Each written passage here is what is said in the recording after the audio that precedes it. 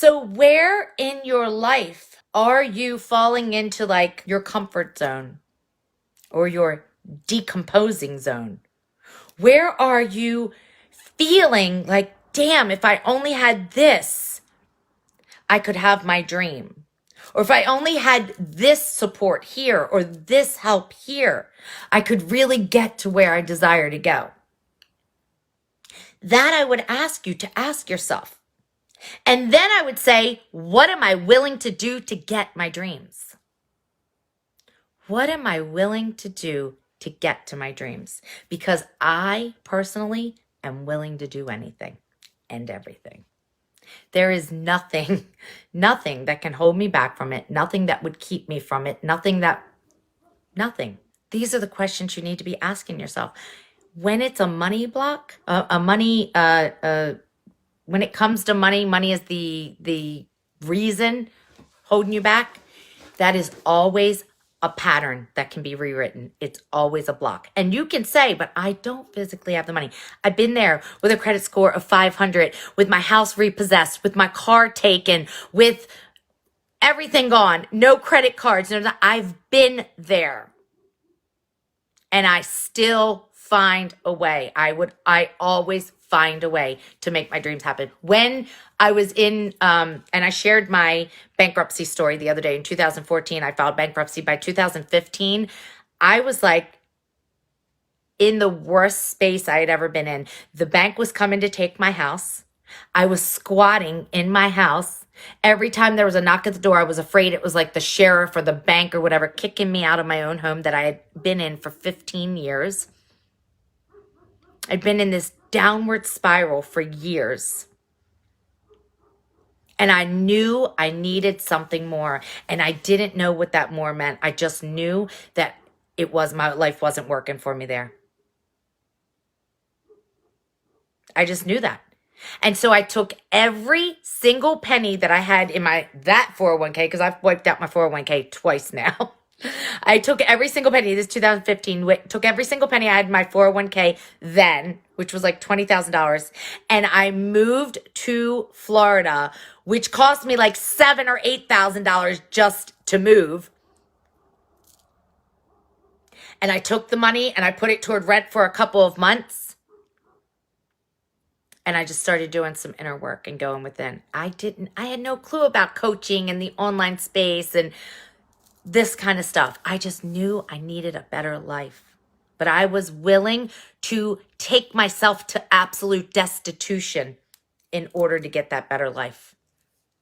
There is always expansion in our breakdowns. There's always expansion for you in the parts of you like feel like it's not going to get better. It is going to get better. The more you keep moving, the more you keep having faith in yourself, walking with faith instead of fear. The more you keep moving forward, always moving forward. Fall on your face, get back up, move forward. Fall on your face, get back up, move forward. I'm telling you, when your desires come through you and it's a direct call to action from the divine, you are meant to move. You are meant to move, move, move. You are not meant to lean back and say, I'll put this on my vision board. I'll see. I'll see if it comes to me. I'm going to pray to God. I'm going to put it in my prayers every night. God, please give me that thing that I desire. Please, please, please. No, you are the creator. You are the creator. Hey, Alicia. Hey, Chelsea. You are the creator. This is about doing the thing first, taking the first step, making the phone calls, checking out your credit, calling people, calling that person that you want that agreement with or that contract with, calling them and seeing what you can arrange. It is about doing the thing. And knowing that when you do the thing, when you take the step and you move out of your comfort zone and you move into new areas, that then becomes your new level. The beautiful thing about comfort zones is as soon as you expand it, your comfort zone is now here. It's now expanded. That's the beauty in it. But you have to walk with faith, knowing that you are always supported, that the divine intelligence that heals your cuts and bruises is the same thing that runs through you. You are that. You're not separate from it. You have to trust and believe and remember your divinity, always, always over any of your perceived deficits. Remember your divinity, always, always over any of your perceived deficits. The deficits don't exist. Your limitations, you have placed there. So what are you willing to do today to get the very thing that you desire? If it is about money, if you've pulled back on your desires, if you see something you love and you feel the full body yes, and you're like, juicy, I want it, I need it, I gotta have it. But then you're like, look at the price tag. The minute you move into that fear, it is a money block. It's just a money block. And money blocks can be removed. That's the beauty of this lifetime.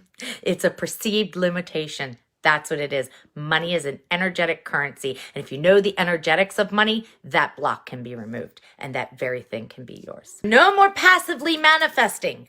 If you have a desire, take action. And do one at a time. So if you do scripting, which I do every single morning, I literally script out my life. And I just give gratitude for where I am. I give thanks for that next level version of me. I sit as her, sit like royalty. You are royalty.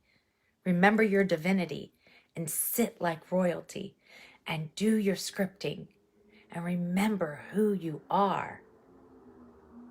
Remind yourself how powerful you are each and every day, because successful people will always bounce back. This is why poverty mindset will always, if they win the lottery, they'll always lose the money. The money will go. If you have a poverty consciousness and you hit the lottery, you will lose all your winnings. Over 85% of people that hit the lottery blow it all. And we're talking multimillionaires. Blow it all.